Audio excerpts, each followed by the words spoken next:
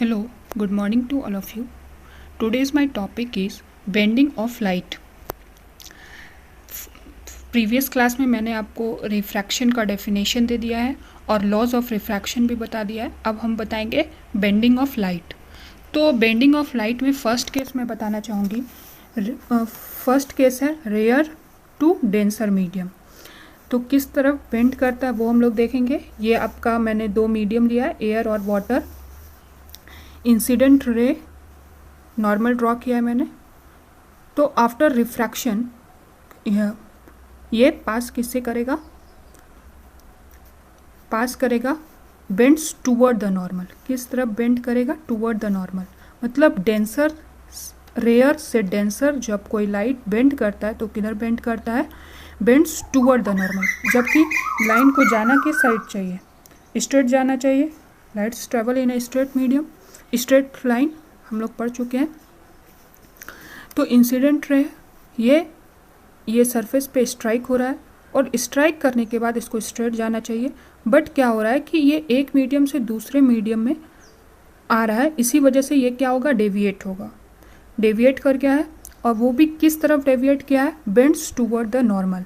तो पहला केस हमको समझ में आ गया कि रेयर से जब डेंसर मीडियम में जाएगा तो किस साइड बेंड करेगा, bends toward the normal. Second case है हमारा denser to rare, bends away from normal.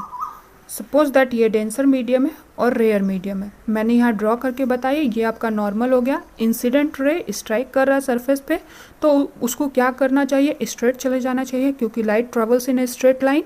But क्या हो रहा है, ये यहाँ से बेंड कर रहा है. बेंड भी किस साइड कर रहा है, तो बेंड कर रहा है away from the normal.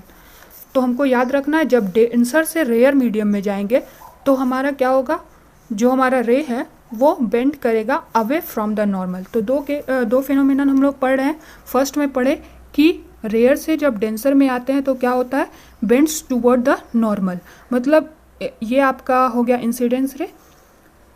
Incident ray और नॉर्मल. तो इंसिडेंट रे और नॉर्मल के बीच में जो एंगल बनता है उसको हम लोग एंगल ऑफ इंसिडेंस कहते हैं. उसी तरह नॉर्मल और रिफ्रैक्टेड रे के बीच में जो एंगल बनता है उसको हम लोग एंगल ऑफ रिफ्रैक्शन कहते हैं.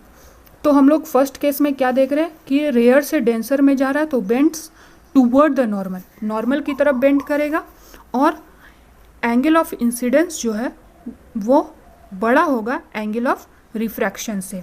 सेकेंड केस में डेंसर से रेयर में जा रहे थे तो किस तरफ बेंड कर रहा था, बेंड्स अवे फ्रॉम नॉर्मल. तो यहाँ पे हम लोग देख भी सकते हैं एंगल ऑफ इंसिडेंस जो है वो एंगल ऑफ रिफ्रैक्शन से क्या है, छोटा हो रहा है. मतलब इसमें क्या होगा, एंगल ऑफ इंसिडेंस छोटा होगा और एंगल ऑफ रिफ्रैक्शन बड़ा होगा. जबकि रेयर से डेंसर में जाने में एंगल ऑफ इंसिडेंस आपका बड़ा होगा और एंगल ऑफ रिफ्रैक्शन छोटा होगा. तो ये दो फिनोमिनन हम लोग पढ़ लिए. अब हम लोग थर्ड केस पढ़ेंगे. थर्ड केस में मैंने दिया है जिसमें क्या लिखा हुआ है आपका, नो बेंडिंग. ऐसे तो हम लोग ने पढ़ा है कि दो केस, एक फर्स्ट जब रेयर से डेंसर में आते हैं तो टूवर्ड्स द नॉर्मल और डेंसर से रेयर में जाते हैं तो अवे फ्रॉम द नॉर्मल. यहाँ एक ऐसा केस हम लोग को मिला जिसमें कि कोई बेंडिंग नहीं होता है, नो बेंडिंग. ये कब होगा, जब आपका नॉर्मल इंसिडेंस रहेगा, मतलब इंसिडेंट रे नॉर्मल रहेगा. सपोज दैट ये आपका इंसिडेंस रे जो कि परपेंडिकुलर है तो इसका हम लोग जो नॉर्मल ड्रॉ करेंगे तो नॉर्मल भी ये सरफेस है हमारा, सरफेस के नॉर्मल ड्रॉ करेंगे. नॉर्मल मतलब व्हाट, नॉर्मल मीन्स होता है किसी भी चीज़ के परपेंडिकुलर. तो ये हमारा सरफेस था, इस पर परपेंडिकुलर हम इस टाइप से ड्रॉ करेंगे. नॉर्मल का मतलब परपेंडिकुलर होता है. तो ये हमारा सरफेस है और इस पर ही हम परपेंडिकुलर ड्रॉ करेंगे. तो ये हमारा नॉर्मल हो गया.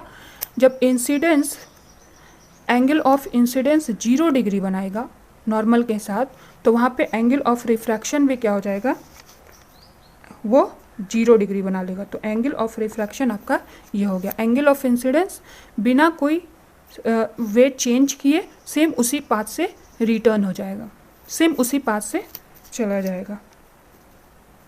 तो एंगल ऑफ इंसिडेंस कब डेविएट नहीं होता है, कब बेंड नहीं होता है, जब वो नॉर्मल इंसिडेंस होता है. When angle of incidence is 0 तो एंगल ऑफ रिफ्रैक्शन भी क्या होगा, 0 होगा. अब यहाँ पे हम लोग हम एग्जाम्पल आप लोग को दिखा रहे हैं। ये है हमारा ग्लास स्लैब, ग्लास स्लैब से लाइट पास कर रहे हैं, एयर, ये आपका ग्लास हो गया, ये आपका एयर, मतलब मीडियम दिखा रहे हैं। ये मैंने नॉर्मल ड्रॉ किया है, ये इंसिडेंट रे है, तो इंसिडेंट रे आ रहा है, ठीक है। और ये नॉर्मल, तो हम जानते हैं एयर रेयर मीडियम है, ग्लास डेंसर मीडियम है। तो रेयर मीडियम से जैसे ही डेंसर मीडियम में आएगा तो क्या होगा, हम लोग पढ़ चुके हैं कि बेंड्स टूवर्ड द नॉर्मल, तो ये नॉर्मल की तरफ बेंड कर रहा है। आफ्टर रिफ्रैक्शन जब यहाँ पर क्या होगा कि ये तो बेंड्स टूवर्ड द नॉर्मल है, अब इसके लिए ये इंसिडेंस बन गया, ये आपका डेंसर मीडियम है, ये रेयर मीडियम है, तो इंसिडेंट रे आपका कहाँ है, डेंसर में। अब ये क्या होगा, सेकेंड मीडियम में, मतलब जैसे ही एयर में आएगा तो इसका क्या होगा, बेंड्स टूवर्ड द नॉर्मल, क्योंकि हम लोग पढ़े डेंसर से रेयर में आते हैं तो क्या होता है, bends away from the normal, bends away from the normal. तो फर्स्ट हम लोग रेयर से डेंसर में आए तो बेंड्स टूवर्ड द नॉर्मल, और फिर हम लोग डेंसर से रेयर में आए तो bends away from the normal. और केस मैंने दिखाया, ये आपका ग्लास प्रिज्म हो गया, ग्लास स्लैब हम दिखा चुके हैं। ग्लास प्रिज्म में कैसे पास करता है वो भी बताएंगे। ये आपका इंसिडेंट रे हो गया, इंसिडेंट रे। उसके बाद मैंने यहाँ पे नॉर्मल ड्रॉ किया, तो नॉर्मल ड्रॉ करने के बाद हमको क्या पता चलता है कि कोई भी लाइट जब रेयर से डेंसर में जाती है तो वो किस साइड बेंड करती है, towards the normal, towards the normal ये बेंड कर रहा है। फिर ये प्रिज्म जब यहाँ पे आया, यहाँ पर से जब रिफ्रैक्ट होगा तो ये आपका इंसिडेंट रे हो गया, ये आपका डेंसर मीडियम और ये एयर है। मैं लिख देती हूँ, ये आपका एयर हो गया, ये ग्लास और ये फिर एयर। तो क्या हुआ, रेयर मीडियम से डेंसर मीडियम में जा रहा था तो बेंड्स टूवर्ड द नॉर्मल। अब क्या हो रहा है, ग्लास से एयर में जा रहा है, मतलब डेंसर से रेयर में जा रहा है, तो अब किस साइड बेंड करेगा, देखिए यहाँ नॉर्मल से अवे फ्रॉम द नॉर्मल। तो ये मैंने आपको दो केसेस दिखाया, एक ग्लास स्लैब का और एक ग्लास प्रिज्म का। जो नेक्स्ट है हमारा, उस पे आते हैं, नेक्स्ट टॉपिक पे, जो हमारा बहुत इंपॉर्टेंट टॉपिक्स है, जिसे कुछ न्यूमेरिकल्स भी आप लोग को सॉल्व करना होगा। यह है रिफ्रैक्टिव इंडेक्स। रिफ्रैक्टिव इंडेक्स को हम लोग सिंबलाइज करते हैं म्यू से, या कहीं पे एन से भी सिंबलाइज किया जाता है। Refractive index means what, suppose हम लोग के पास दो तरह का मीडियम होता है, रेयर मीडियम और डेंसर मीडियम। इसके बारे में मैंने पहले ही बता चुकी हूँ आप लोग को। तो speed of light, rare medium में क्या होगा, स्पीड ऑफ लाइट कैसा होता है, फास्ट होता है। रेयर मीडियम में स्पीड ऑफ लाइट फास्ट, मतलब एक ऐसा मीडियम जो कि पूरा खाली है, तो उसमें क्या होगा, लाइट आसानी से पास कर पाएगा, बहुत तेज़ी से पास कर पाएगा, इसीलिए यहाँ पे लिखे हैं speed of light fast. Denser medium में मतलब मॉलिक्यूल्स जो है बहुत ज़्यादा है, तो वो लाइट क्या होगा, बेंड करते करते चलेगी, तो उसको जाने में थोड़ा प्रॉब्लम होगा, इसीलिए डेंसर मीडियम में स्पीड ऑफ लाइट कैसा होता है, स्लो होता है। एक जो आता है optical density, optical means he होता है क्या, लाइट, तो ऑप्टिकल डेंसिटी मतलब लाइट का डेंसिटी, इसीलिए मैंने यहाँ पे लिखा है डेंसिटी ऑफ लाइट।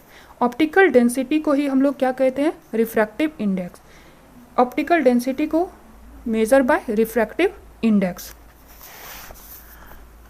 यहाँ पे मैंने म्यू जो कि ऑप्टिकल डेंसिटी है, जिसको हम लोग रिफ्रैक्टिव इंडेक्स भी कहते हैं, अगर म्यू इंक्रीज करेगा, मतलब अगर ऑप्टिकल डेंसिटी बढ़ता है तो इसका मतलब हमारा क्या होगा, डेंसिटी भी इंक्रीज करेगा। यहाँ पे मैंने v लिखा है, v जो है वो स्पीड ऑफ लाइट है आपका।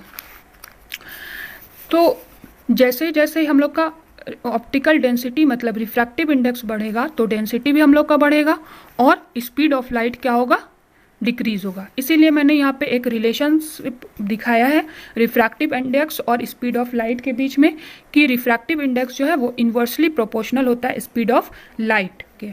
फॉर एग्जांपल मान लीजिए मैंने दो मीडियम लिया है, मीडियम 1 और मीडियम 2, मतलब म्यू 1 और म्यू 2, और स्पीड ऑफ लाइट भी मैंने दिखाया, speed of light in medium 1 और speed of light in medium 2।